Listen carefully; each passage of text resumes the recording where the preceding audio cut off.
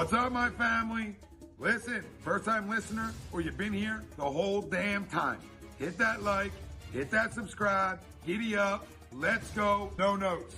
That's my baby. I'm dying. That's my baby. We're going at it at 110%. I just want 5 minutes of happiness, please. Just give me 5 minutes. And they scored! They did it! Slap. What the hell was that? Oh, yeah! What the f*** are you talking about?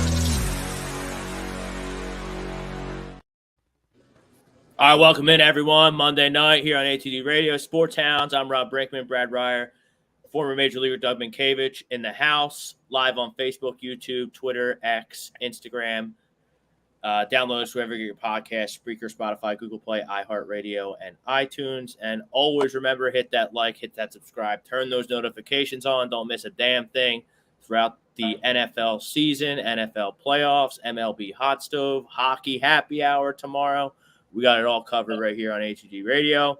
Each and every Monday, we are brought to you by Baggio's Breads, located in Mount Laurel, New Jersey, home of the best stuffed breads, tomato pies, sandwiches, cutlets, and meatballs. Mention ATD Radio, 10% off your in-store purchase. Now open from 9 to 3 every Sunday. We got Eagles getting absolutely massacred last night again by the Dallas Cowboys. 2 weeks in a row, they failed to get off the bus. They failed to get going. They are not the number one seed anymore for the first time, maybe all season, first time in a while. They are not the number one team in the NFC East right now. That's the Dallas Cowboys. So right now they're in that. We were just talking about it before the show here. They are now the 5 seed in the NFC playoffs, slated to play the NFC South winner, which right now is Tampa Bay, on the road in Wild Card Weekend. My, oh my, how things have changed since that epic win, at least in my opinion, an epic win against the Buffalo Bills in the rain in overtime. Later on the show, we're going to talk about the Juan Soto trade to Brad's Yankees. Shohei Ohtani gets nearly $1 billion to play baseball for the next 10 years in Los Angeles. And Doug's team and Brad's team in the Monday night doubleheader tonight. The Giants taking on the Packers. Interesting enough, if the Giants can find a way to win, they are not out of it. Dolphins playing the Titans. Should be a massacre. We'll see. Dolphins really good at home, so we'll keep you updated on those games. If you want to see a good team play, watch the Miami Dolphins. If you want to see a crappy team play, At home. If you want to see a crappy team, turn on the Giants. But let's get to our poll question. Let's get into the meat and potatoes here. Starting with Jalen Hurts. I thought he had this thing wrapped up after the Buffalo win. I thought that he was clearly the front runner after he ran that ball in overtime against Buffalo in the rain after the 60-yard field goal by Legatron Jake Elliott. I thought there was no way he could fall out of favor in the MVP race. Perhaps that's my green glasses showing. I don't know, but a lot has changed since the Eagles have beaten Buffalo. They failed to get off the bus 2 weeks in a row against the Niners. And last night, really a despicable performance by the offense and the whole team, the coaching staff, absolutely everyone. If you're looking for me to give you a silver lining tonight, I'm not ready to do that yet, so you should probably just not watch because the Eagles are getting absolutely crushed tonight for the next 2 hours, hour and a half, however long we get to stay on. Rivals will be following us. I'm sure they're going to have their thoughts and opinions on the NFL and the Eagles-Dallas game. But Jalen Hurts is not the MVP of the league. You can't no call, no show in the 2 biggest games of the year and be the MVP of the league. You know, you have Tyreek Hill, who's playing tonight in Miami, who's a stronger candidate. You have Dak Prescott. And I would even shudder to think, because I don't like him at all, Brock Purdy, a stronger candidate. Jalen Hurts is not passing go. Jalen Hurts is not. Tagovailoa? Tua, maybe. Well, the offensive player, the MVP usually goes to a quarterback. So I guess Tua would be the stronger candidate in Miami as opposed to Cheetah. Cheetah, pretty much a lock to get Offensive Player of the Year. But in terms of Jalen Hurts' MVP chances, they're done. They're over. He will not pass go. He will not collect $200. He will not be the MVP of the NFL this year. It's probably going to be Dak Prescott. After last night, he's got, we were at the 2300 bar for the pregame show, and Tom Arnone the Grand Poobah here at A2D Radio. He said, I got to be real about it. In that deep, raspy voice that he had, I got to be real about it. Dak Prescott's a better MVP candidate. I almost fell off my chair, and I wanted to get into it with him, but, we had limited time. But he was right. Everyone was right. Jalen Hurts, not going to win the MVP. This team is in a serious funk right now. I don't know what they're doing to prepare for these big games, but it ain't working. Offensively, defensively, special teams, absolutely nothing is working right now. Brad, I'm sure you're in all your glory after last night. Well, let's put it this way, okay? I didn't really enjoy seeing the Cowboys winning like that either, Rob. I can't stand the Cowboys.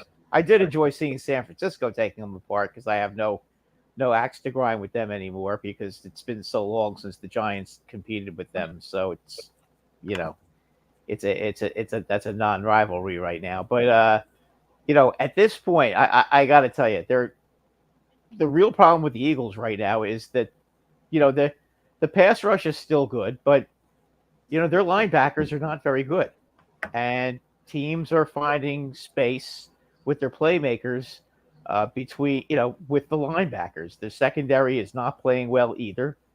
They've been getting torched up, and it seems like the 49ers found something in the Eagle defense, and the Cowboys, I guess, saw it and basically did the same thing. They're getting guys into open space, and then they were also using the running game to help their offense out too. And right now, the Eagles do not look like a premium football team. They're still, worst case scenario, in my opinion, they're still the third best team in the NFL. I still think right now the top three teams in the NFL are the 49ers, the Cowboys, and the Eagles. You can say that you can make arguments about the Ravens and the Dolphins. You certainly can. And the Dolphins are going to have their chance against the Cowboys. And if they beat the Cowboys and they beat the Bills, then you can throw the Dolphins in there as number 2 or maybe even number 1. The next few weeks will tell, but at this point, the Eagles need to go out there and just play good football. Not stop this falling behind in the first half stuff. Every week they're falling behind, and it's they can rally back and catch up and win some of these games some of the time. But you know what? When you're playing against the best teams in the league, you can't keep doing that. You can't expect to fall behind in the first half against the Cowboys the way they did, or fall behind against the 49ers the way they did, even though it was 14-6. I mean, they were severely outplayed. They never got the ball into the end zone in the first half, and the 49ers did. And at this point, that's got to change if they want to advance in the playoffs and be the team they want to be. Even if they end up winning the division, which they might, and they still might get home field throughout, because basically, after they play Seattle, they're looking at playing the Giants twice, and who's the other team? The Cardinals. They have the Cardinals, the Seahawks, and the Giants twice left. Yes. Okay, so after the Seahawks, really, they've got 3 easy wins. If they so desire to win those games. So, those should be 3 easy wins right there. So, as I said, if they beat the Seahawks, they could still clinch that. But you know what?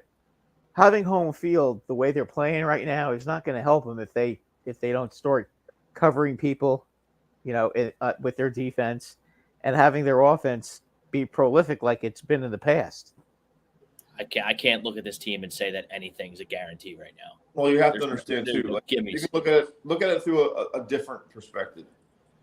We always talk about it's not who you play, it's when you play them. San Fran, if they had played San Fran a month ago, the game would have been completely different. I'm not making excuses. If they had played Dallas a month ago, if they would have flip-flopped, you never know. The Eagles can't be playing any worse, right? That's about as bad as you've seen them play in probably 2 years, in my opinion. Back-to-back weeks. Yeah. And it's just the defense can't get off the field. They've been on the field for forever. That's part of it. And that's my point. Is it a rut, or is it because of who you played, right? They're hot as hell, and I'm watching Xavier Howard on the ground right now, and that's not really what we need. Sorry. You're good. No, It's we okay. already lost our defensive end last week to like the torn Achilles against the Jets, and now we've got Xavier Howard, who's our other lockdown corner, looks serious. So, but I mean, there's no excuse. They didn't play well the last 2 weeks. You know, I've did a little research. Sounds like there's rumblings going on inside the locker room about the play calling. You know, I know that's a bigger city, right? Maybe trying to, you know, start a fire that's not there, but you never hear about that kind of stuff coming out when you're winning. So, you know, I just think it's about who they played back-to-back weeks. Like I said, you're talking about the best two teams in the NFL in back-to-back weeks, and like even next week is not a cakewalk. So, you know, there's been a bunch of Super Bowl winning teams that had a losing record against winning record teams. Sometimes if you just beat the teams you're supposed to beat, you're going to get a chance to play for it. So, you know, who knows? There might be a completely different team in a month. You don't know that. So, I think they know how to win. They've been there before. You know, until they get eliminated, I'm still gonna ride with them. But let's put it this way: at the end of the day, I trust San Fran more than I trust Dallas. How many years in a row have we seen Dallas do this? A lot Every year, right? Every year. Like Dak, to me, he sewed up the MVP last night. But I don't trust. Like, he's Tony Romo 2.0.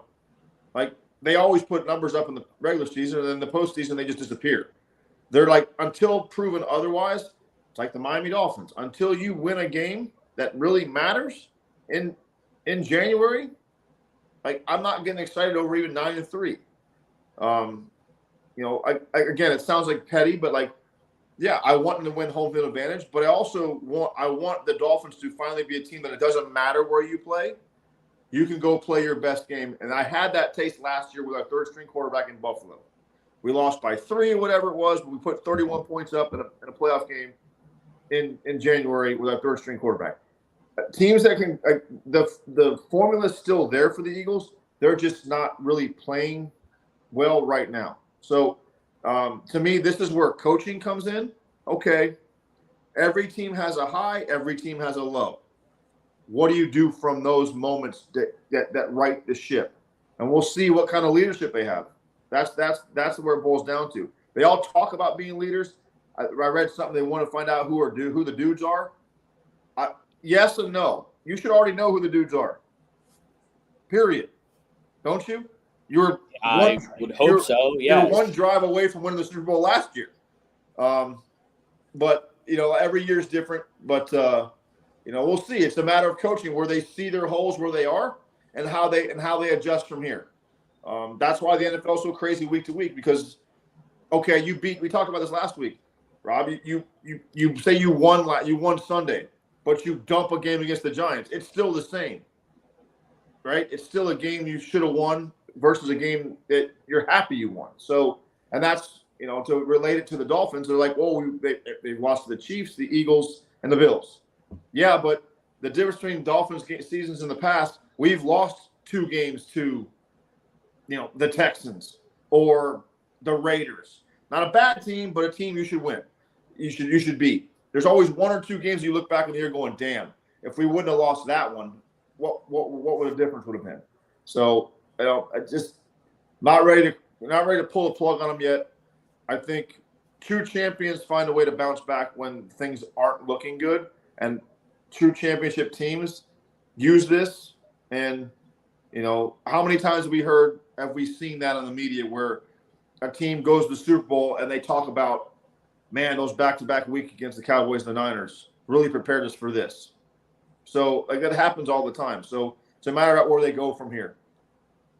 But like Brad, like you mentioned in our pre-show powwow, like, what's the formula for this team? Because in years past, it's been getting after the quarterback, how he invests all the money, most of the cap money, obviously paying Jalen now, but all the available cap money goes in the defensive line and the offensive line. Last year, the Eagles' offensive line was one of the greatest maybe I've ever seen. No, that was a historic all-time great line. And the defensive line got after the quarterback. They set an NFL record. I know they have extra games now, but they beat the 85 Bears single-season sack record last year. I haven't seen a sack in weeks, I feel like. I haven't seen a turnover in weeks. Okay, but that goes back to teams are getting the ball out faster. I get it, but I guess my point is, Doug, is the formula that worked for them last year and sort of in the beginning this year, it's not working now. But that goes back to the score of the game. The Niners game, I think they could have forced, but they weren't forced. They're predicated on getting ahead by 2 scores and then pinning their ears back, right? I mean, that's pretty much their defensive line.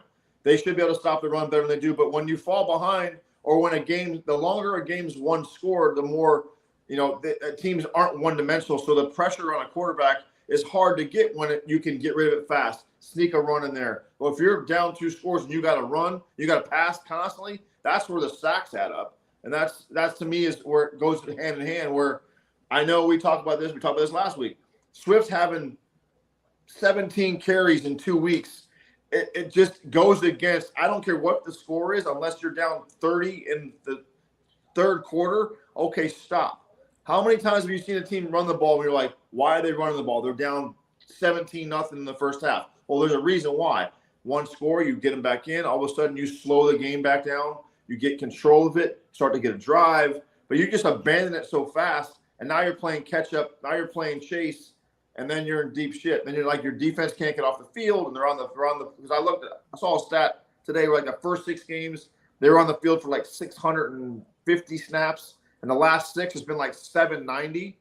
Well, I mean that wears week to week where you get grinded on. So I just think that whole pass rush thing, it ebbs and flows. If you keep the game close, you keep teams mixing the run and pass. And again, you're talking about 2 head coaches that really know how to dissect an offensive strategy.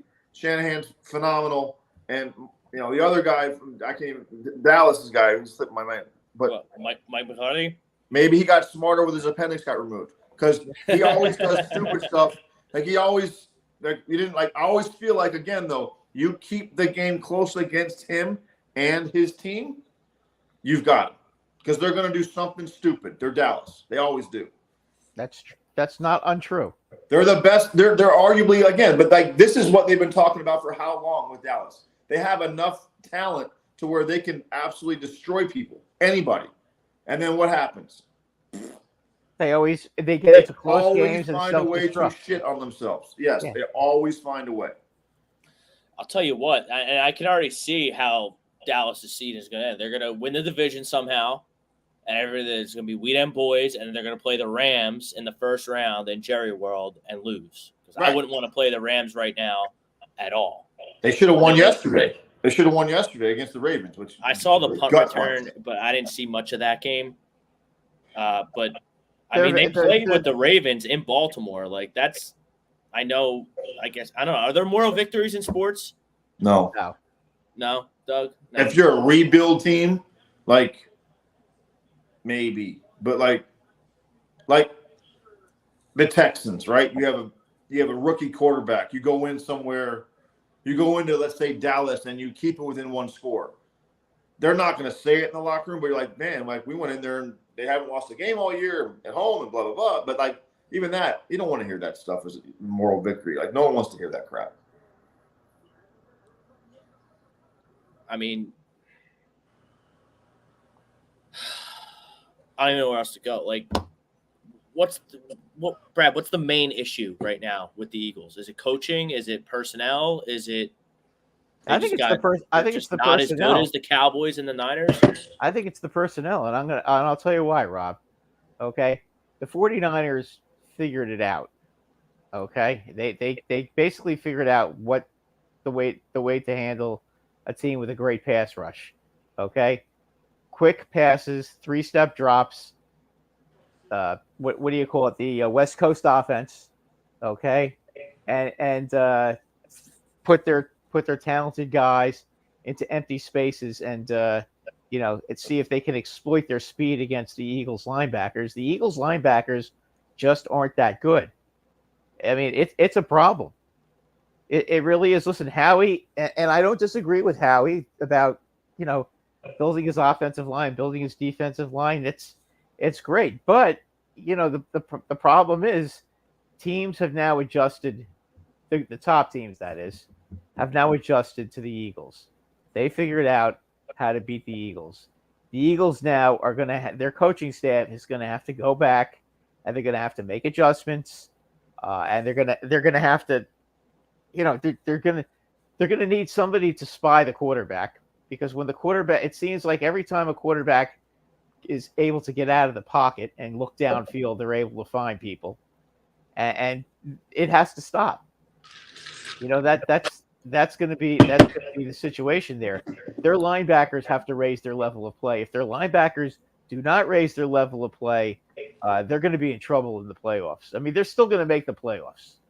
Okay, there's no question about that. Yes, they're worse going to be the 5 seed and have to play Atlanta, Tampa, or New Orleans on the road, and they'll win with and they'll win because they have too much talent. But then they're going to have to go. Do they though? Do the Eagles have too much talent to lose that football game if they have to go on the road to Tampa or New Orleans? Yeah. There's no way they're losing to those teams. They use the same 3 people on offense. Their offensive line will just knock those teams all over the place. Come on, and their defensive line will knock them into tomorrow. And they don't have enough talent to exploit the Eagles' defense. Okay, Dallas has talent to exploit the Eagles' weaknesses. So do the 49ers. If God forbid the Eagles had to play the Dolphins in Miami, okay, Miami could do the same thing. Miami would be a major problem, but Miami, of course, is in the AFC. Not right now. The third starter went down just now. Those are the kind of teams that can exploit the Eagles and right now and not get run over by their offensive line.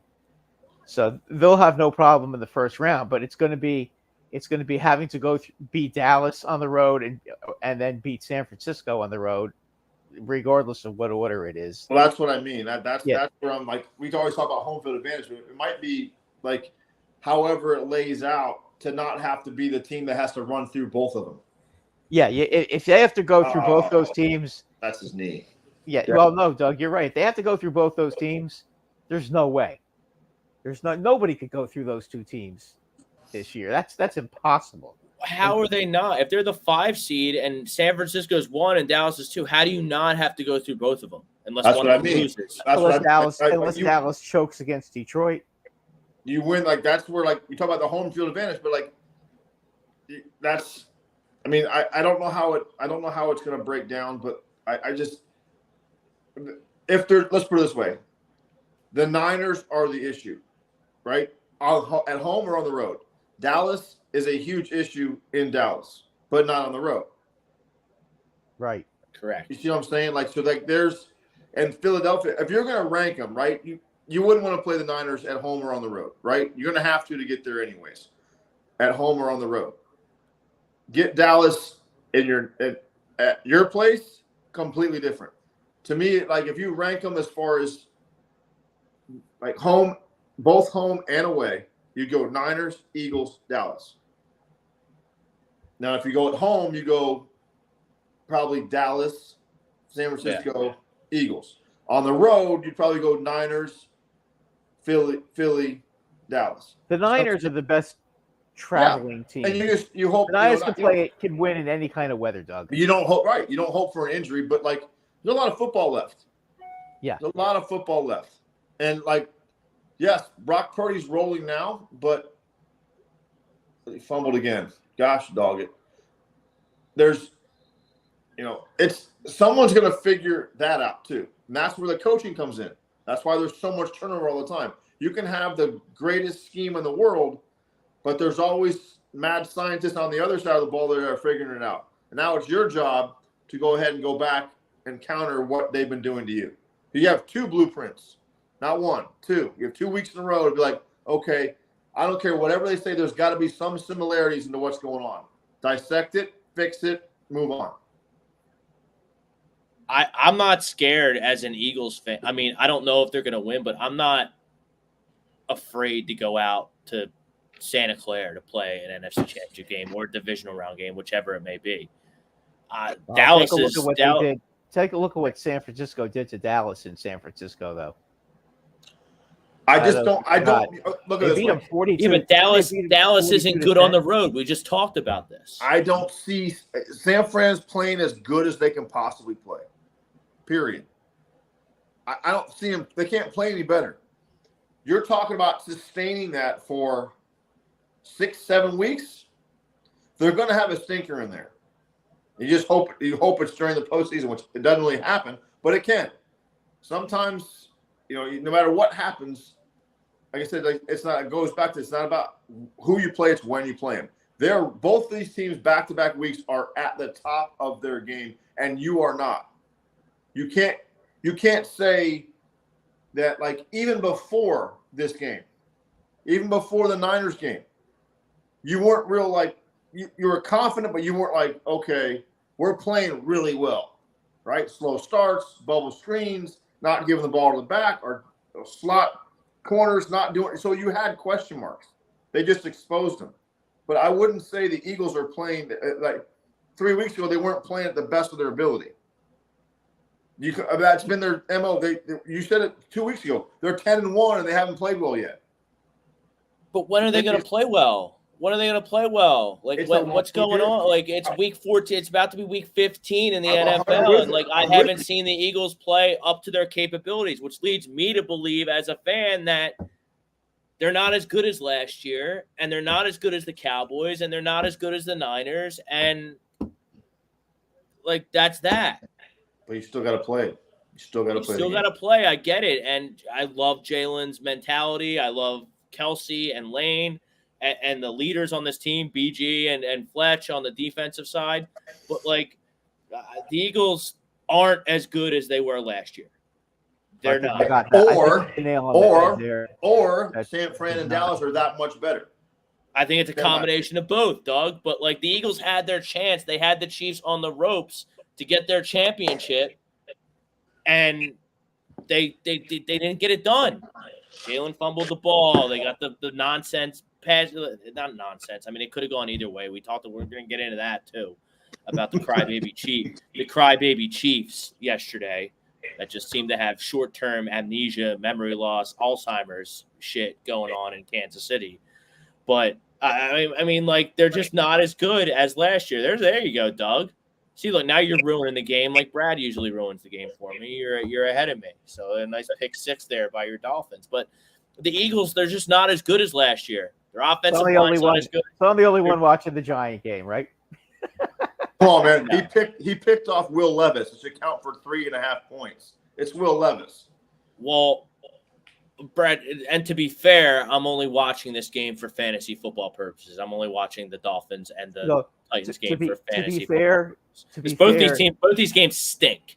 You got 2 games on Monday night, and they didn't get either of them right. They both stink. That's the point. They don't get me started, because the Dolphins get one token Monday night game, and it's like, really, out of all the games we have this year, Chiefs, Eagles, Dallas, we get the Titans. The Jets twice.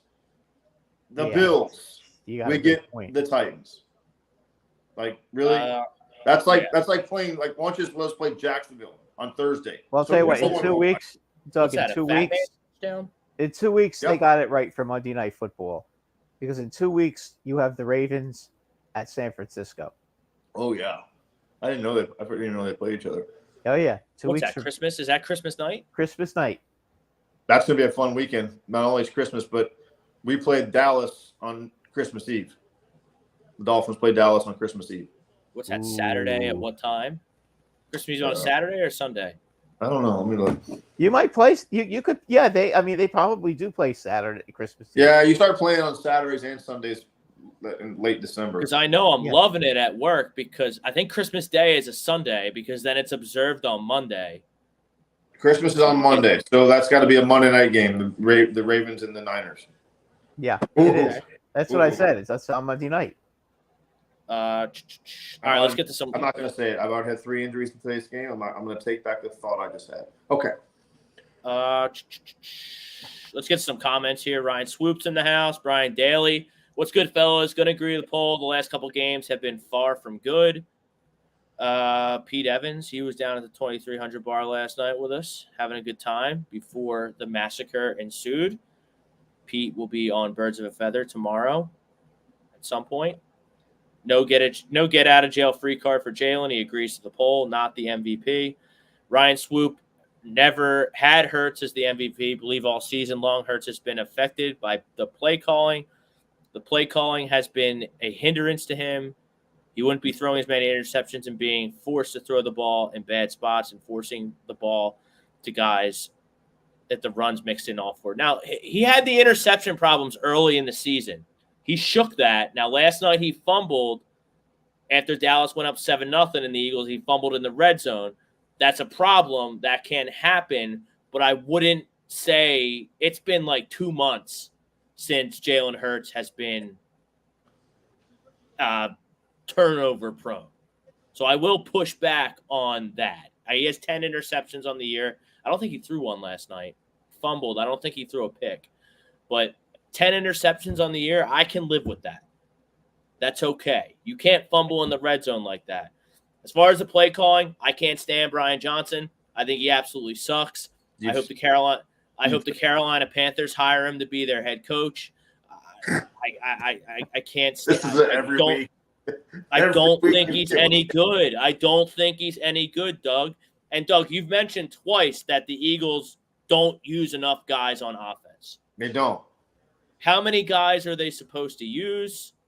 Because you got Goddard back in the mix now. So you got Goddard, Brown, Smith, and then Swift out of the backfield, and then Jalen can do things with his legs. That's what I'm talking about. 5 guys. I mean, there's but it's okay. That's what I keep thinking. It's like, well, like it's just like simple math. You take one thing away, go to the other. You have Brown, who's a giant, right? Yeah. Smith, who can fly, a back who can carry the ball 25 times and catch it 10 times out of the backfield, right? He's a good receiver. There's weapons everywhere. Like, they have guys who can get, like, A.J. Brown can catch the ball covered, blanketed. He's a big boy. Use your body. Smith, I'm watching, like, the same thing they use him in Bama with Waddle. It's like, you have a way to get these guys open. I feel like Jalen Hurts, I don't watch him as much as you guys do, but, like, I feel like every time I'm seeing him, he's holding the ball forever. He's getting killed. It's like, get the ball out of your hand. I've always said this too, and I don't know why teams don't do it more often. I know Philly's more of a run-oriented kind of offense. Not anymore. But I say that, and as I was saying, I was like, then again, you go back and Swift had 11 carries. So, but like every once in a while, like change it up. Like to me, like to get quarterbacks in rhythm, there's nothing wrong with going up tempo to start a game, right? Because 2-minute drill. You're freaking like you're rolling. Don't think, get it out of your hand. Let's get moving. Let's see what can happen. All right. Take a chance. Do something different. And that's like, you get back to you react more than you are like, okay, here's my scripted 12 and blah, blah, blah. Now I'm thinking again. So I just think there's too many weapons on that team to not get creative offensively. So you don't think the Eagles are creative enough on offense? I don't. I think they're just like it's vanilla. It's like it's bubble screen. Don't run it. No, push. Da da da. Yeah, we want to. I watched this for years, and I'm not saying that they're doing this, but I watched this for years in Miami. They wanted to be such like the Wannstedt era. We're going back 20 years, but like they wanted to be so like they wanted to be that physical run game that lived on their defense. And it's like, but that's not the personnel we have. I'm not saying you guys don't have that, but like you're trying to be stuck in this, we're going to bully you and blah, blah, blah. But you don't have to do that all the time. I think if you like let Jalen Hurts like be, I always feel like it looks like he's thinking too much, in my opinion. As a coach, as an ex-player, I don't see him reacting. I see him like thinking about it. And that's what happens when you press or you're trying to do something that you're in situations you're not comfortable with. Well, he's been getting rushed like crazy the last couple of weeks, and Then you know what? That's not something he's used to. Correct. There's a yin to the yang. There's a way. Like Tua can't throw the ball out of his shadow. Let's be honest. He can't throw the ball 10 yards down the field very often. It's first read and out. It is humanly possible. It is. It's a copycat league too. Like motion.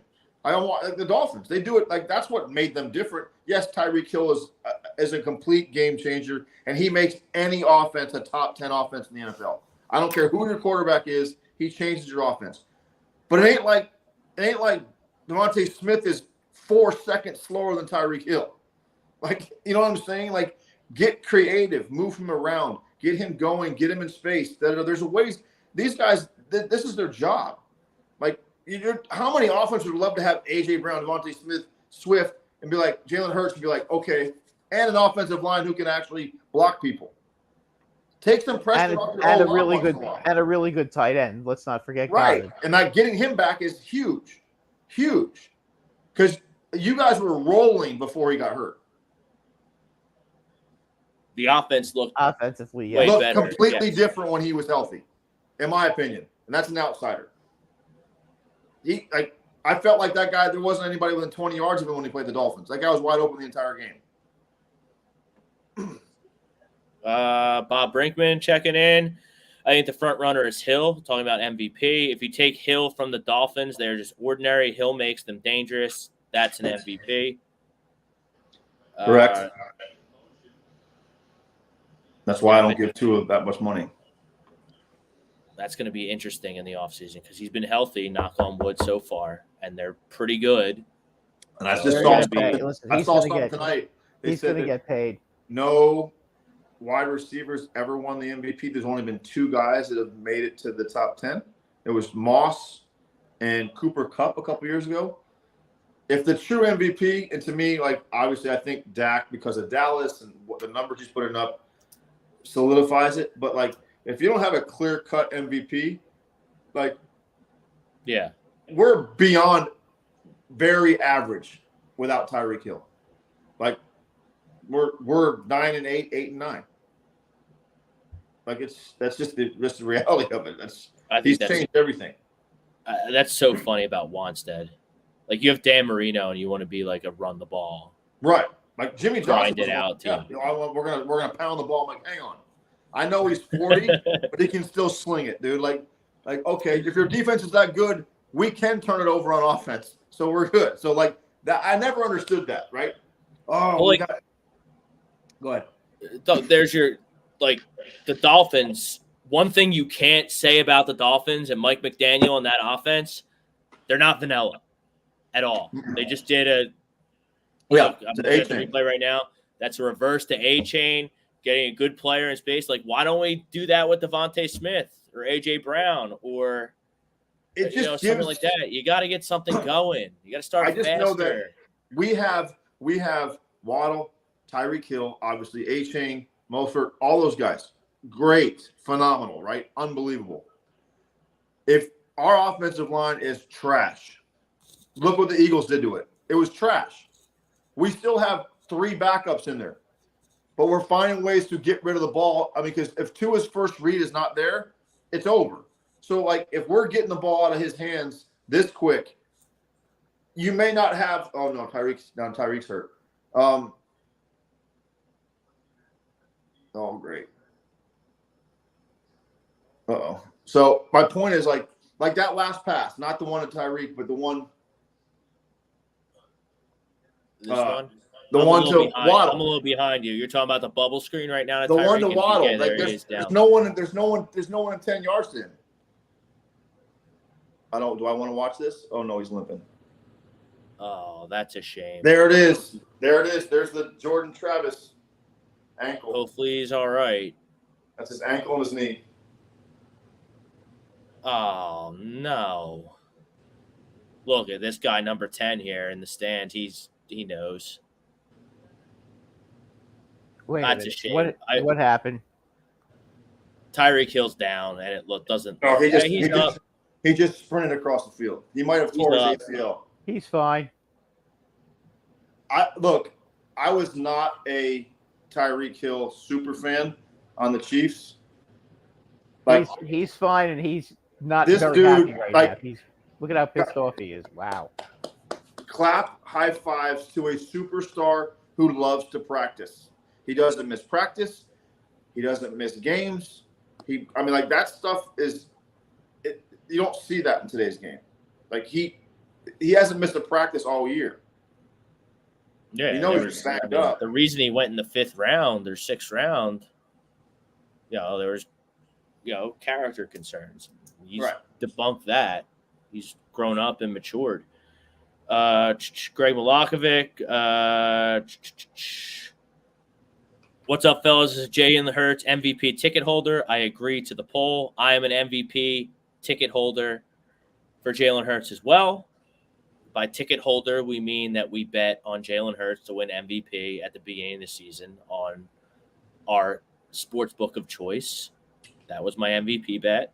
It was after the Buffalo game. I was feeling really good about it. Never bet with your heart. Never put money on your heart. You should have picked Dak. That way you wouldn't. Then when Jalen won the MVP, you'd be okay with losing the money. Yeah, where were you 24 hours ago when I was placing my monster wager money line? Talk some sense into me. I'm here. I'm just here. I'm here for support. That's all. Yeah, sickening. And I get it. I get it. Like gambling, like it's stupid. It's a bad habit. I shouldn't do it, but I do. I'm freaking degenerate. And like I can deal with losing a bet on something stupid if my team shows up, but like when my team doesn't get off the bus, like fuck. Oh, I used to hate when that happened. At least give me some entertainment for my money. My son has gotten into it now. As far as the gambling thing, like stuff like a couple $100 here and there. On like kickers. So like he's watching the game for the first time through a different eye where he doesn't really like the teams or the players. So I'm like, dude, you gotta stop. Like I go, either that or you gotta run it by me before you get I've had guys where like they missed an extra point and it cost them like $300. It's like all they do is kick. I'm like, don't go there. I said, don't go there. I said that guy was the best kicker his little city has ever seen, and he's an NFL kicker. They are human, so it's like it's a riot. But it's all I hear is really loud bangs and booms coming from. Guys, basketball. I know exactly basketball is worse. Oh, that's all. I don't care what anybody says. Basketball is completely it's scripted. I don't care what anybody says. They know exactly what the point spread is. Oh, and the foul shot. I mean, the foul shots late in the game. Yeah, the last second, guy that shoots the three, why would you do? Like you're down by. Oh, now you make it right, exactly. Yeah. You're down by 7 points, and the guy takes a three and makes it to lose by 4. Right, the guy that was like the towel guy for 2 years, and all of a sudden now he's on the court and he takes a hell. And he's like one shot a year, and he made it. Like, come on, man, it's not Rudy. Rudy was 40 years ago.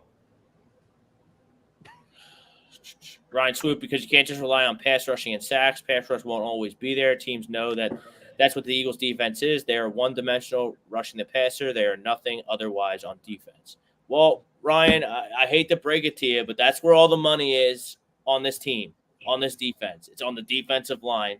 All the draft capital is on the defensive line. So if they're not going to, if they don't get sacks or at least pressures, they're not going to win. They're not going to stop anybody.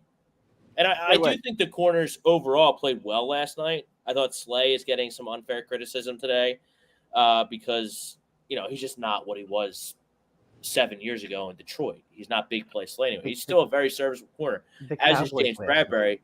The Eagles' problem is not defending the perimeter on defense in terms of their corners. It's up the middle. Because Kevin Byard, who they bought in from Tennessee that was supposed to fix everything, stinks. Reed Blankenship left the game with a concussion. Sidney Brown is greener than geese shit rookie, and they don't have a linebacker that can step in the hole and make a tackle. And Desai wants to play this 5 he did against the Niners. I didn't really notice it last night what their front was doing. But against the Niners, you played a 5-2 like the whole game. And you have two linebackers who can't play out there, who can't cover anybody, and can't step in the hole and make a play. Rob, Ryan, I don't know what you want. Like, what do you want to do differently with the defense, with the personnel that we have? This is how the team is built. This is how Howie built the team. So, yeah, like, you have to rely on pass rush and sacks. That's where the draft capital is. That's where the money is.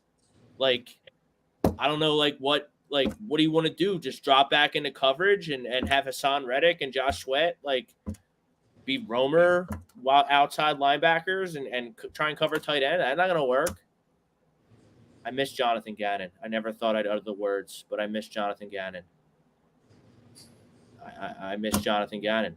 I miss Steichen, who's with the Colts now, who's with a backup quarterback as the 7th seed in the big bad AFC. I miss him more. But I miss both our coordinators from last year. Never thought I'd say it. I'd miss Jonathan Gannon. But I miss Jonathan Gannon. Sean Desai is in over his head. Carter. Also, you got to take into consideration, too, it goes back to when your quarterback's on his rookie deal, it matters. He's not on a rookie deal anymore. He got paid. When the quarterback gets paid, you have to weaken something. You can't it's just different. Right, and they lost Javon Hargrave, their defensive tackle, to the Niners. So this team can't get sacks, can't get pressures because Javon Hargrave's not here. That's not acceptable. It's just not. They're having a hard. They're on the field they've been on the field a lot in the last 2 weeks. That's not good. That wears on you throughout the course of a season. I don't know. Like I said, I look at it is there something going on internally that we don't know about? Like a strife. What is going on with their offensive line? That's what concerns me the most. Like, what happened to them? Yeah, I mean, the Cowboys last night were the Cowboys pass rush last night was. I haven't seen an Eagle quarterback get whacked around like that in a couple of years. I mean, that was the offensive line isn't bad though. It's just not as good as last year. Yeah, but that last year they had basically a historically good offensive line. Yeah, but that was one of the. To me, it was one of the best offensive lines. To me, that's the best offensive line I've seen since the Dallas Cowboys of the early '90s, when they had Nate Newton and those guys. Okay, that's how good that Eagle offensive line was last year, and it just seems like it seems like the last 2 weeks, especially, Hurts has been running for his life. So it's not just the defensive line; it's the offensive line too. I mean, he was under siege. Let's be honest. He was under siege last night. I mean, Anthony Addis, I can't stand Howie and the coaching staff using analytics. I mean, I love Howie. I mean, Howie's done everything he can to try and put the best 53, 55 guys, whatever it is these days, out there on the field every Sunday. The coaching staff stinks. Nick's got to take control of this coaching staff. Like, he's going to have to call the plays. I think he might have to call the plays. I don't know. You want something different, Doug? We talked about something different. Like, Nick was calling the plays early in his tenure, and they were 2-5, 2-7, something. And then they gave the reins to Steichen to call the plays, and they went on a huge winning streak. That was the year they lost to Tampa in the first round. They got crushed because they weren't ready. They weren't that good. So maybe that's the answer. Maybe Nick should call the plays. Nick's got to step up and take control of this coaching staff because his coordinators aren't getting it done, at all. I just feel like they're just not. They're not being creative enough. And I get it when you I would also, if you feel like your offensive line is better than the defensive line and all that, you don't have to get super creative. But every once in a while, there's nothing wrong with it. They try to change it up, move the pocket. I feel like they don't do enough of that stuff. John Attic, unfortunately, I have to agree with the poll. MVPs don't lose this time of year, regardless of your schedule. These games should be much closer if you're going to lose and be an MVP. I agree with that. Yeah, you can't not get off the bus 2 weeks in a row and be the favorite in your division, the NFC East, or your conference, the NFC, and you're not the favorite to win anything in terms of individual awards. John's right on the money. Yeah. You got to be the best player on the field, and he wasn't. Mr. Wing, last comment. We'll take a break, then we'll get into some MLB hot stove stuff. 2 monster moves to talk about. I think the RPA helped the offense line look great. Also opened up the run game. They switched to a more empty shotgun pass scheme, and they aren't as good. Yeah. They don't want to run the ball. They want to be this big, bad, bully team, but they don't want to run the ball. Like, you can't do that. They're like the opposite of Dave Wanstead right now. Right. They actually have the team that can run the ball, and they just refuse to do it. It's like they're trying to make Jalen Hurts something he's really not. Like that comment from Mr. Wayne makes sense. The RPO, Jalen Hurts is made for their RPO. Yeah, he's not Peyton Manning, Tom Brady, drop back 45 times and right. Pocket passer, atypical quarterback. He's just not. He's different. Doesn't mean he can't be good and win MVPs and Super Bowls, but he's not Peyton Manning or Tom Brady or they got to play Elway or Big Ben, which they're not doing. They seem to refuse. You're right. All right. Let's take a break. Let's hear from Royal Billiards, our friends at Royal Billiards, and we're going to get into some hot stove stuff. Brad was on vacation in San Diego, brought back Juan Soto to the Bronx, and Shohei Ohtani got paid. Sports Hounds will be back right after this. Royal Billiard and Recreation, proudly celebrating 40 years and our new, bigger showroom. Twice the size and twice the fun. More pool tables by Olhausen. More dartboard sets, including custom reclaimed backboards. More bar and kitchen stools that can change a room. And more bars, including pre-built and custom. Hot tubs, skee ball, shuffleboard, outdoor, and fun. Royal Billiard and Recreation, your ultimate game room store. Now located on Bethlehem Pike in Colmar. All right, there they are, Royal Billiards, the premier game room store of the Delaware Valley, stocked up with the very best in pool tables, accessories, shuffleboard, card tables, dart suppliers, bars, and bar stools. Turn any ordinary room into an extraordinary gaming experience. 515 Bethlehem Pike, Colmar, PA. There's their website right there, royalbilliard.com. Tell them HUD Radio sent you. Tell them the Sports Hound sent you. MLB Hot Stove heating up. Let's throw it to Brad. Brad, you were out in San Diego last week. You brought back a big old fish to the Bronx. Juan Soto coming in. Yankees I think fans. the Yankees absolutely fleeced the Padres. I agree wholeheartely with that. The only guy that I really hated to lose was Michael King. Other than him, Thorpe. Who knows? You know, every time they get a big pitching prospect, they always end up sucking. You know, and these other guys aren't even in their top 10 as far as pitching prospects. None of them are top 100 prospects. I think Drew Thorpe is number 99. He was 99, so he barely snuck in there. Yankees didn't give up any top prospects. They got Juan Soto, and I love how people are saying, you can't give up that much for a rental. Excuse me. He's not going to be a rental for the Yankees. The Yankees can do whatever they want. They have the means to pay Juan Soto. If the Yankees want to pay him $50 million a year, the Yankees will pay him $50 million a year. If they don't, then they won't keep him. But the Yankees can do that. Okay, they may not be the Dodgers because the company that owns the Dodgers has like $300 billion, and they can obviously do whatever the hell they want. And they might be, who knows? They might offer $1 billion to Yamamoto. I mean, who knows what's going on with that team? That team is that team does whatever the heck they want to do, but they don't care. They don't care about the luxury tax. No, not even a little bit. But you got to give them credit for once. I got to give Cashman credit for stopping with the prospect hugging. Whoa! Let's mark the tape, mark the time, mark the day, mark the tape. First positive thing out of Brad's mouth, because Brad Ryer just gave praise to Brian Cashman. Wow! He finally stopped prospect hugging. 902. So they didn't even have to get. Listen, they didn't have to give up Dominguez, right? They didn't have to give up Volpe. Nope. Okay, they didn't have to Give up Peraza. Nope. No, I mean, they gave up Michael King. Listen, I really like Michael King, by the way. He's good. He's a good pitcher. But as a starting pitcher, he pitched 1 month. He had a 1.85 ERA. He had 49 strikeouts in 31 innings, which is off the charts good. But, he did break his elbow 2 years ago on the mound.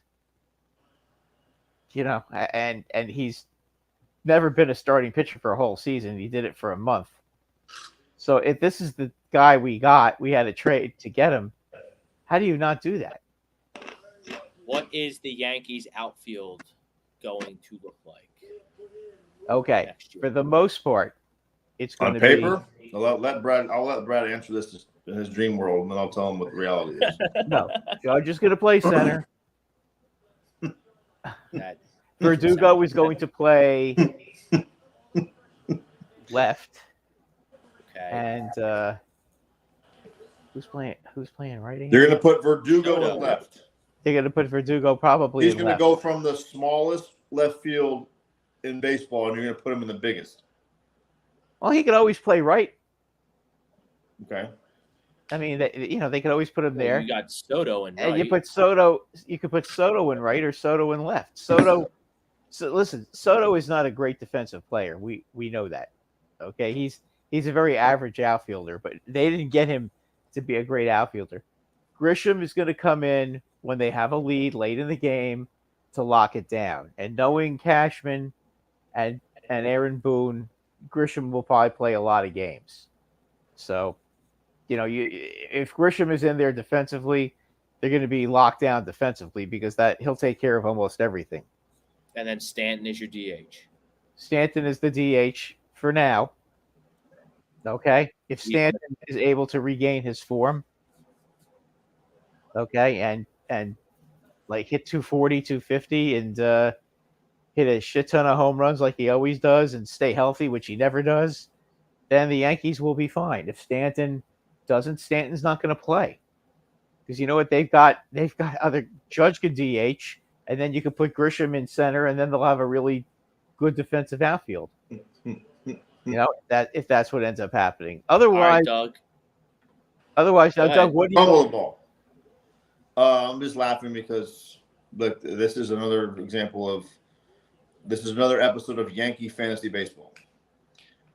Grisham, what do you want, Doug? Grisham won't. Hold on. So, do you not like the trade though, right? Yeah, for now. What do you mean for now? We don't know how it's gonna work in the clubhouse. We have no idea. You can't have 9 outfielders on one team. They're gonna have 4 outfielders. Okay, then because are you calling Stanton an outfielder? You're gonna need 5 AAA guys to step in for 4 of those guys like you just mentioned. They're gonna get hurt. Well, who's going to get hurt? Stanton's going to get hurt. Judge is going to get hurt. Maybe. I don't know the Judge. You don't know. If Grisham is your everyday center fielder, you'll finish in 3rd place. The guy hits 180. No, he's not good. He's not good. Brad, he's terrible. He can field though. But he's going to. You can train a monkey to field. I can train a monkey to play first base in 3 hours. Doug, he's going to be a caddy though. He's going to be a defensive caddy in the 8th and 9th inning for the most part. So now all of a sudden, after your whole team was hurt the entire year, you think magically these guys 1 year older is all going to be healthy? Well, wait a minute. Who? Okay, so Judge in center field sounds like a bad idea. Judge in center field is the worst idea in the history of the game.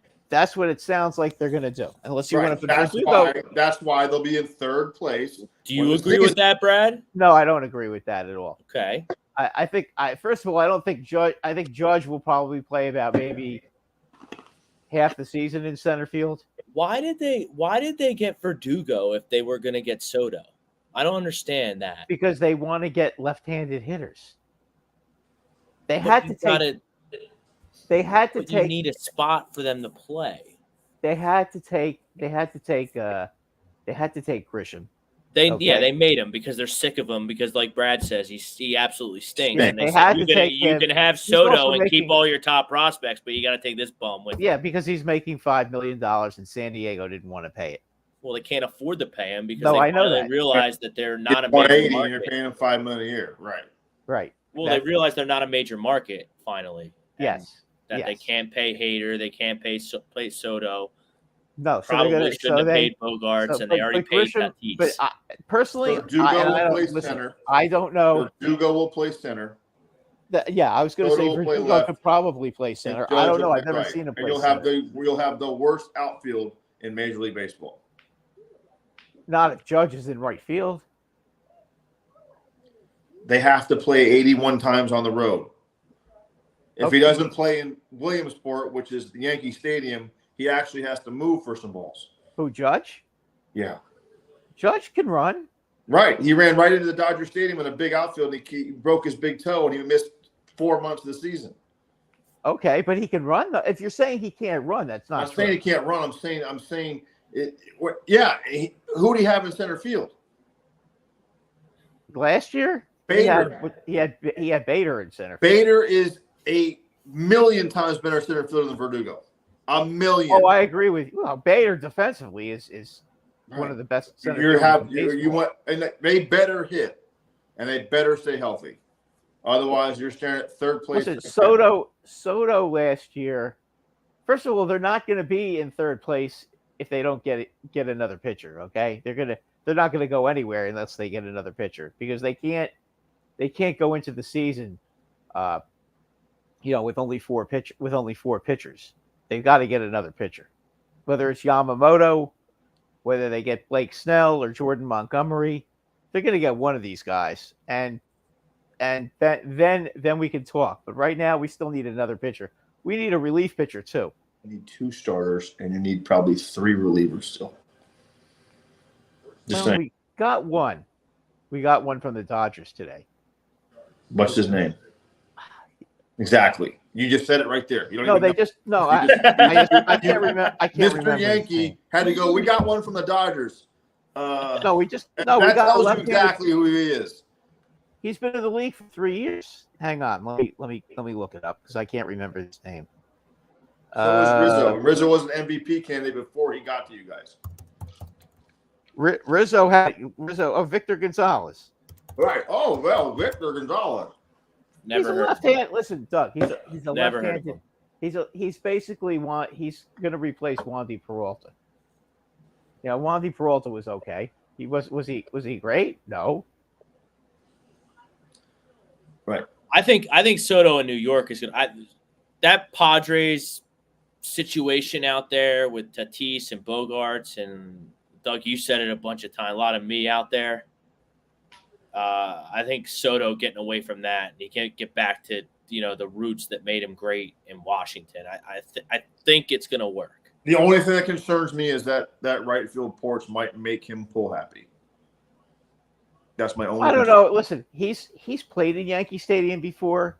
Playing there on the road and being there at home are 2 totally different. I know. I understand that, Doug, but he's hit home runs to left center field. He's hit home runs to left field there. I mean, the Yankees could never get him out anyway, so it's look. Trust me. I think he's in the top 3 young players in the game. I really do. He's only 20. He's only 25, I think. I know. He's still a puppy. He hasn't even gotten started yet, and that's. I worry about him in that.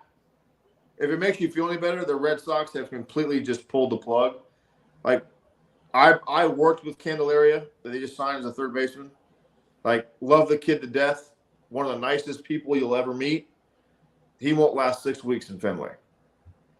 I thought he signed with the Reds. No, he signed with the Red Sox. You sure?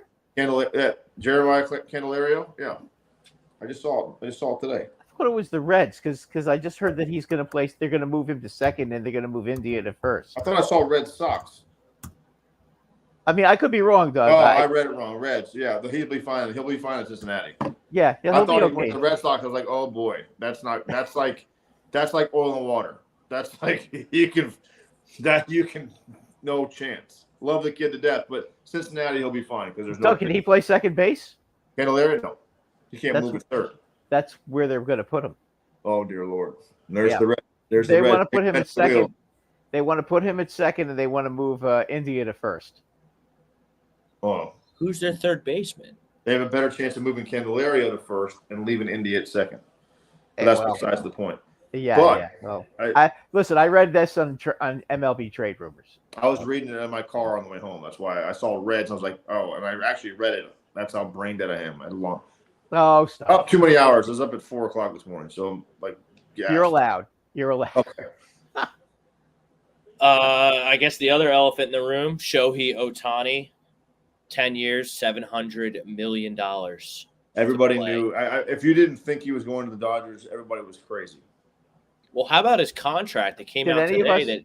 Did any of us say that he wasn't going to go to the Dodgers? No, I think everybody's like, whoa, the Dodgers. That's the Dodgers do two things, right? Their international market, they always have Fernando Mania. They brought Chan-Ho Park over. And people seem to like that contract. It's obviously it's ridiculous, right? You're talking $70 million a year, but you got to remember they're getting all the Asian market, all the Japanese marketing, all of that. So like that contract. Did you see what he did with his deferred money? It's all deferred. That's crazy. He's making $2 million a year for the first 10 years. So what I can't understand is that how does the union allow that? Like I don't understand that. Like how does the union? It's his choice. No, it's not. No. If he wants, what's stopping him from negotiating his contract like that? He wants to do. I mean, I read today. I haven't double checked for everybody else. Like there's a lot. The union has a lot to say in who signs where and for what. Like the union has to approve the contract. But he's still getting $700 million. I understand that. He's going to be getting checks from the Dodgers until he's 72 years old, I read. That's crazy. Okay, it's a great idea, but like, no offense, whether you give me $700 million up front or 60 years from now, if I need to defer part of $700 million, I've lived my life wrong. Like I don't need my like Bobby Bonilla was a genius. $1 million a year for how many years after being done playing? Genius. This is like you're talking monopoly money. But here's my point, because the reason why I say the union is because so I can give whoever $500 million and I'll only give you $2 to count. Free agent Rob Brinkman wouldn't do things like that.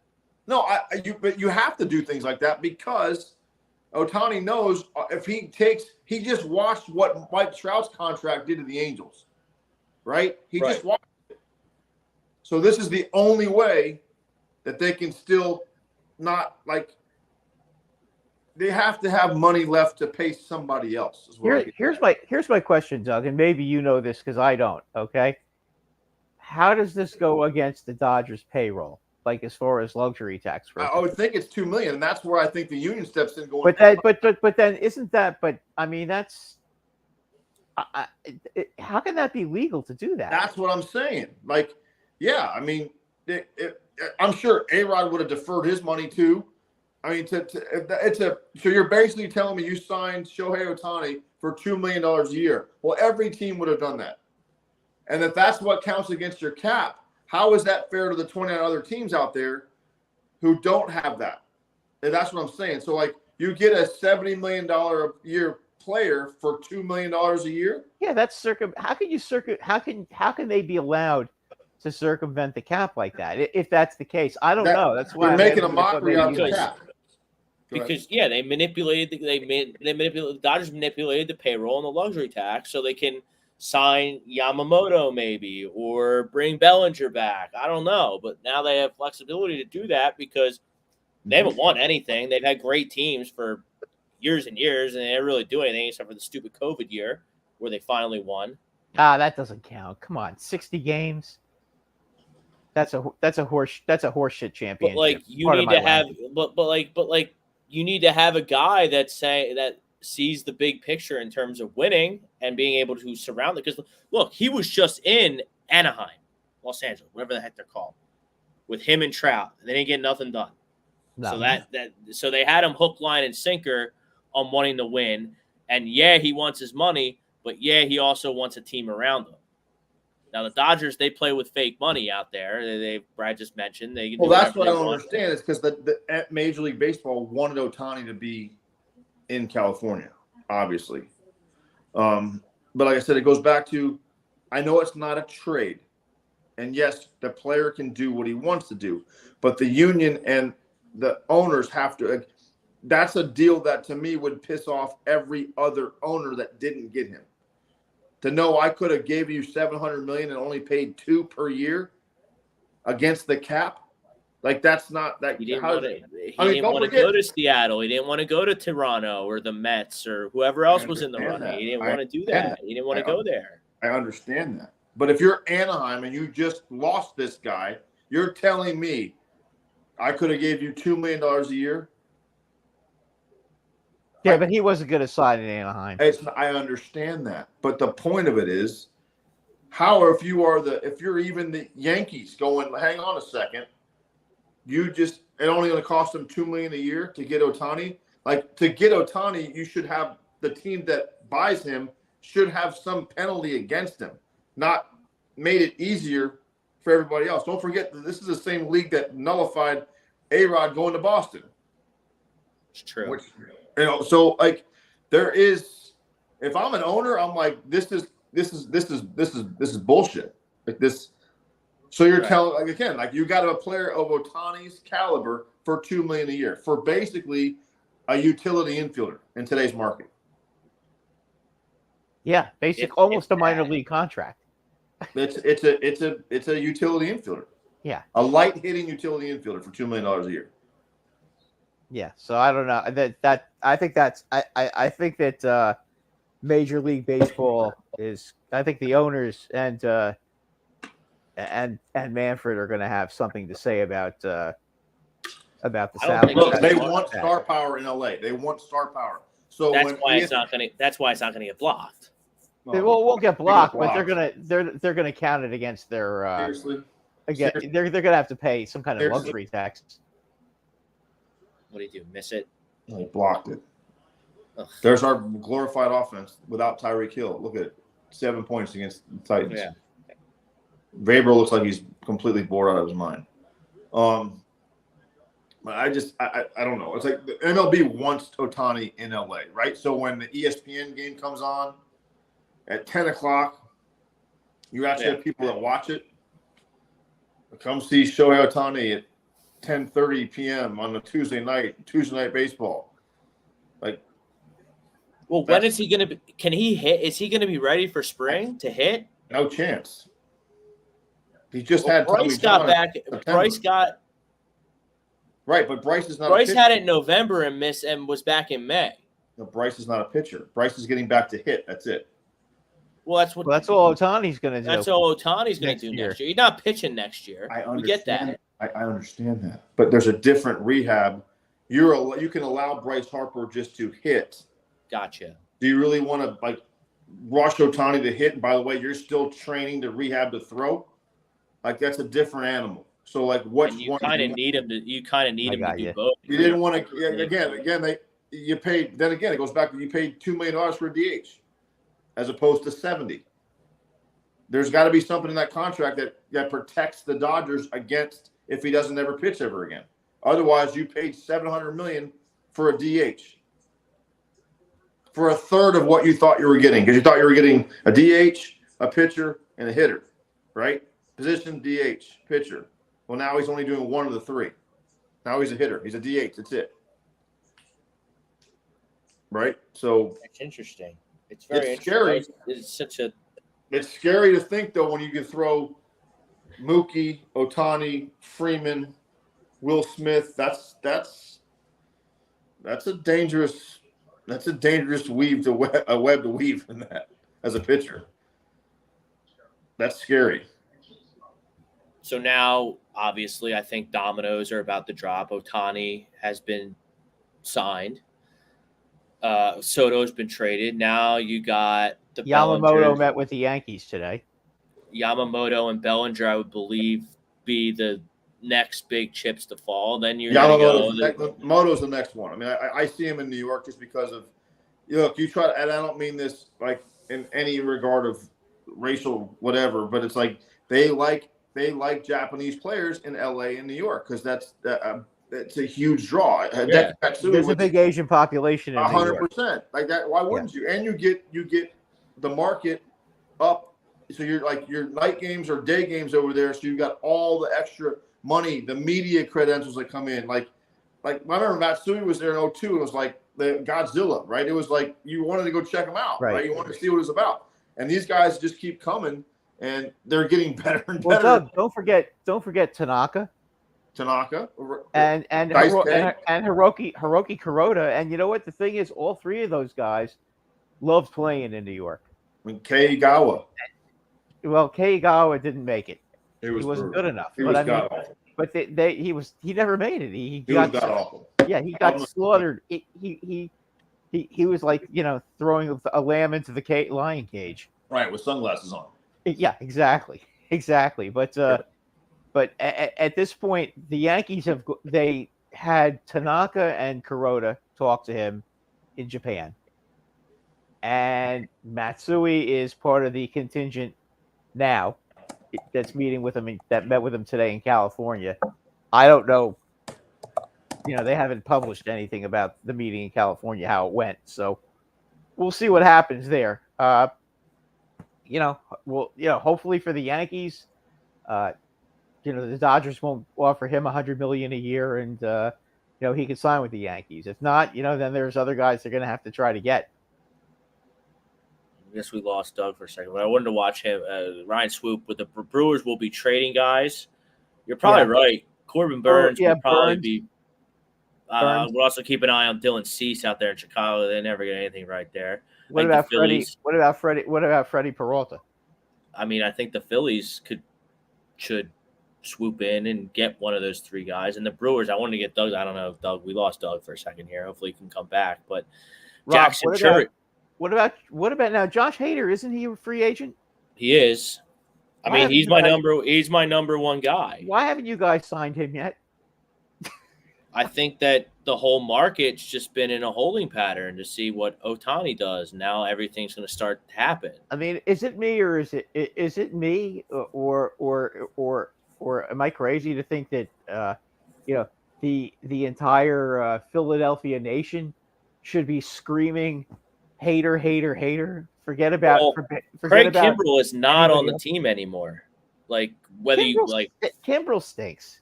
Come on. Well, he had half the season.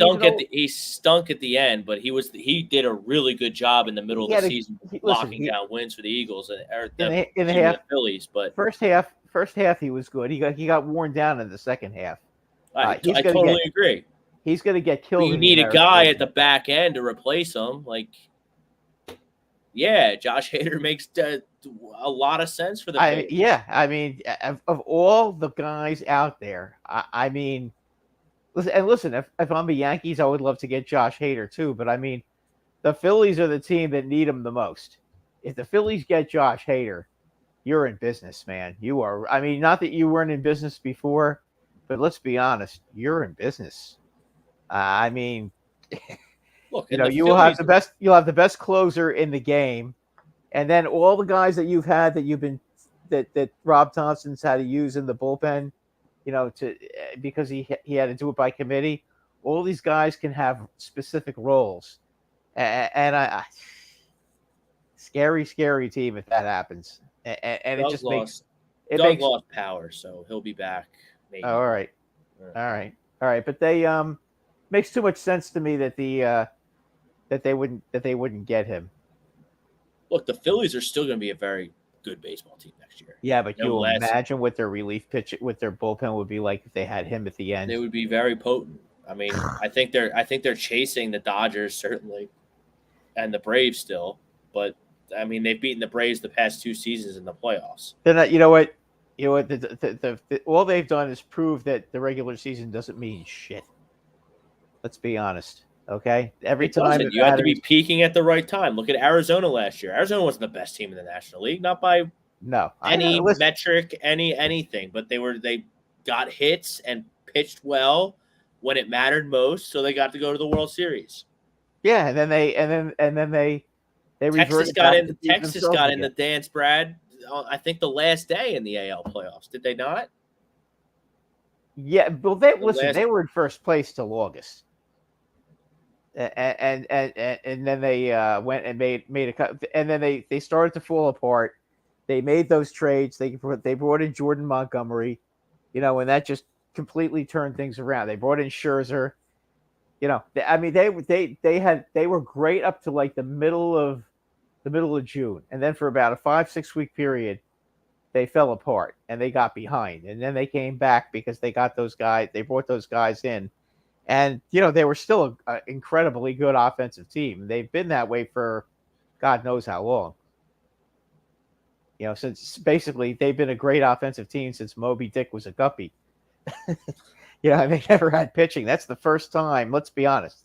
That's the first time they have had a serious pitching staff. I know you can tell me they had Cliff Lee before the Phillies did, and they did get to the World Series, and the whole thing with Nelson Cruz misplaying the fly ball at the wall in Game 6 and giving St. Louis life and blowing that one World Series, but they never had pitching like they did last year, and that's the first time they ever had a pitching staff. No, like that. And they had a manager that knew how to use it. He knew which guys were going to be.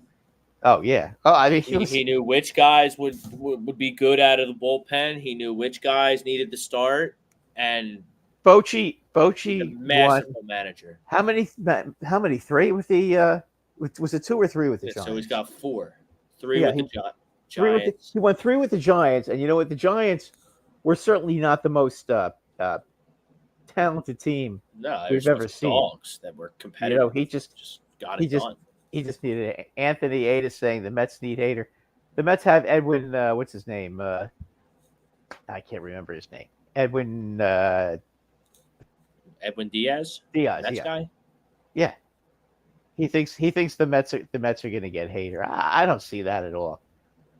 I don't see the Mets in on Hader. They've got Diaz. You're going to win 65 games next year. You're going to sign a closer. They're not going to get. They already have a closer. Edwin Diaz is good if he's healthy. Yeah, he's very good, and it's not a question. It's not a question of that. I just see the Phillies being the team that. First of all, they've got the money to spend. Okay, they're gonna trade. They're gonna trade. What's his name? Reese Hoskins, correct? Well, he's a free agent, so he's on the open market. So he's gone. They're not. Yeah, they're gonna let him go. He doesn't have. Whoever gets him is going to get a very good player. Oh, I wholeheartedly agree. I'll tell you what would really scare me is if a team like the Orioles got him, because the Orioles really need a solid veteran hitter. I get he's average first base, but you can put him at DH, and he's going to give you 30 bombs. Yeah. You can't. Now let me ask you a question: does he hit the ball to right field?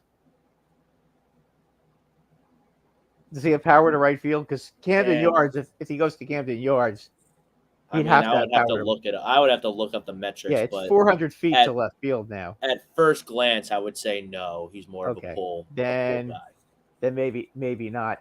I'll tell you what, he'd be a good fit for the Red Sox. Well, the Red Sox aren't doing much of anything. The Red Sox are being very strange. I think the Phillies are good. I think you're going to see the Phillies make a lot of moves. I think that they need to be all in, just to strengthen. But they don't need wholesale changes. No, Brad. they need to tweak and add. Like they need to add not the big name guy, but the right guy. Right. I mean, the Yankees got a guy like. Remember in 2008? Remember when 2008 when they traded for Joe Blanton? Yes. At the deadline, everyone was like, "Oh man, they could have gotten so much better players." But Joe Blanton was the right guy for that team, and I don't think they win the World Series without Joe Blanton. Honestly, no, he was one of those guys that wasn't afraid of the big moment. Went out there and just pitched. Hit a home run in the World Series. It was wild. Yep. Ryan Swoop, I am fine with a Hector Neris reunion, even though he makes me nervous and gives me agita. But I mean, you have to Hector Neris needs to be. You need to sign him and Hader. You can't just sign Hector Neris to replace Kimbrel. No, you need to go out, bring in Hader. Okay, then then there's never going to be a question of who is going to close the game. Okay, that to me, if you guys get Hader, I'd be as an opponent.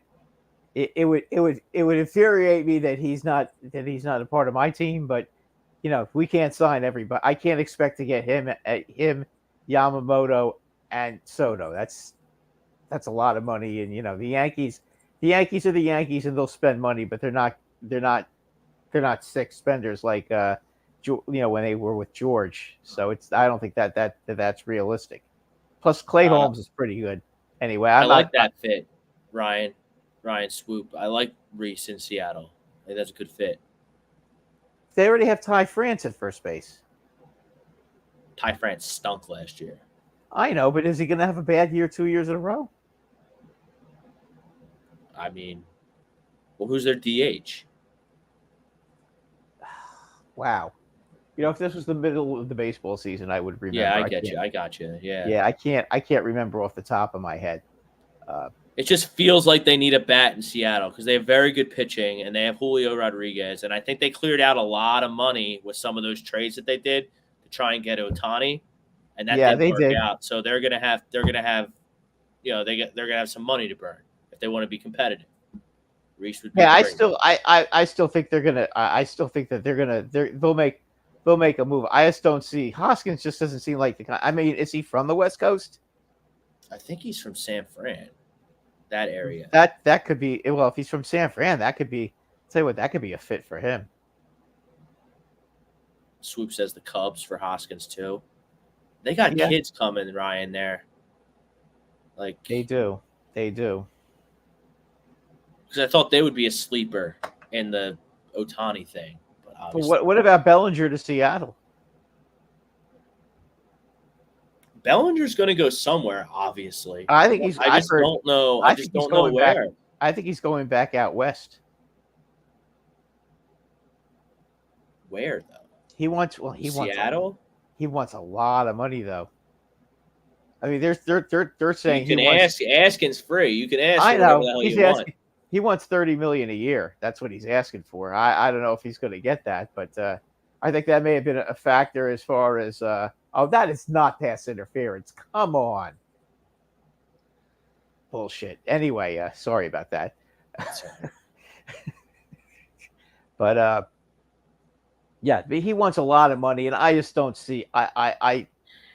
Any team that's sane. My team, your team, none of us are insane enough to pay him that kind of money. The Phillies don't have a spot for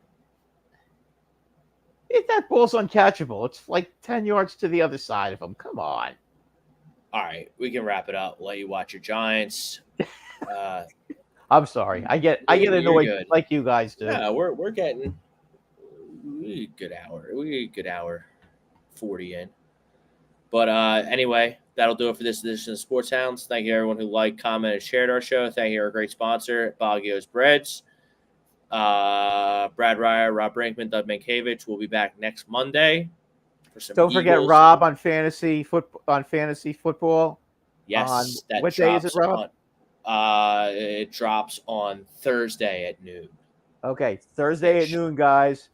Rob with it's going to be the playoffs. Yeah, Rob. This week, fantasy listen playoffs. To Rob on fantasy football. Rob knows his stuff. No, I don't. That's flattering. Yes, you do. But yes, you do. I don't know anything. My fucking I think teams. You know what? I can never beat listen to the other two guys. I just keep the train on the tracks and listen to my crew. Okay, that's what I do. Right. Don't listen to me. Listen to the other guys. One of these years, maybe I'll actually beat you. It's going to be the playoffs. Fantasy. Tomorrow night, make sure you turn on the hockey happy hour. I'll be there with the boys, and we'll go through the Flyers, who are doing very well this year. God bless them. Flyers are fun, man. They're fun. I was watching them against Colorado the other night. They kicked the shit out of them. Beating Colorado in Colorado, that is impressive. I'll tell you what, Brad. That line, I think they scored on 3 straight shifts. The Bobby Brink, Sanheim, and somebody else. Konechny? No, he's on the top line. Well, Sanheim is a defenseman. Well, they put him out there with maybe Okay. it's Frost. Farabee? Whoever Bobby Brink's playing with, that I line think is Farabee. that they're pests. They get points. They're really good. You know what? God bless them. They're fast as hell. Tippett. Thank you, Ryan Swoop. Owen Tippett, the guy they got for Giroux. He's turning into a player, and they're playing him with Bobby. They're playing him with Bobby Brink, and it's a good line. Yep. You guys got to start watching the Flyers. Sanheim was the center, I thought. No? Sanheim is a defenseman. And he's having a tremendous I'm confused. He's having a tremendous season, by the way. Yeah, and good thing they didn't listen to me because they actually have a good team, and Carter Hart's a good goalie. So good thing they didn't listen to me trading Carter Hart. You were right on that one. Listen. That's why you got to listen to Hockey Happy Hour, not me, about hockey. But I am going to start watching the Flyers because you know what, Brad? The Flyers have earned my attention because they're playing well. They should earn your attention. And what did I tell you about Tortorella? This is what he does. Yeah. Tortorella, if you give him a chance, okay, he will make your team a playoff team. Okay, and they certainly have a chance to do that because you know what? If they keep playing the way they're playing and they can stay healthy, which is probably the key for every hockey team, who knows? They could come in second place in the division. That'd be awesome. That would be. I'm not trying to say the Rangers. I'm not guaranteeing the Rangers win the division, but they got a pretty big lead. So, I would. Good.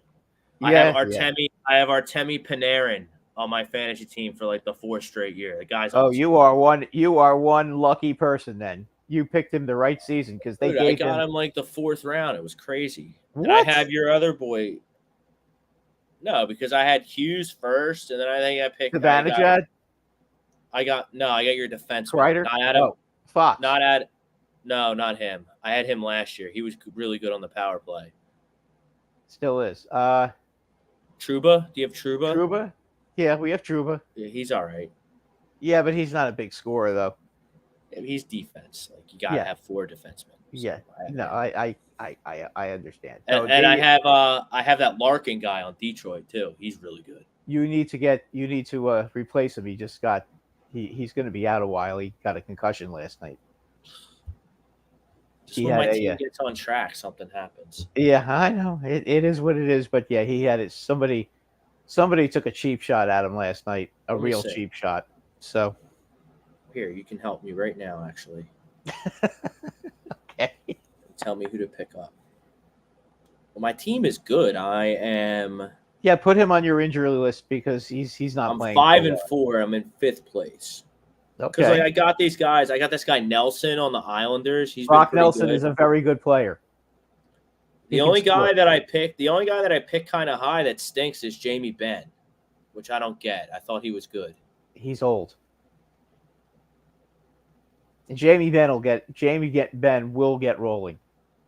It's only a matter of time. He's about to get cut. Where is this? Because I have Marchand from Boston. Oh, you got a good team. You got some really good forwards. Yeah, I got to do it tomorrow. Because Detroit's playing right now, and I wasn't paying attention. Forgot to do my lineup today. Yeah, he's going to miss some time. Because I went on I was like 4 or 5-0, and then Hughes got hurt. Yeah, well, you've had pretty bad. Now he's back. Yeah, you've had pretty bad luck with that. And then I didn't pick any goalies. I don't care about goalie. I just said I'm gonna get the most goal scorers I can, and then figure out defense and goalie as I go. Okay. So I have Connor Ingram on the Coyotes. He's pretty good. Who else?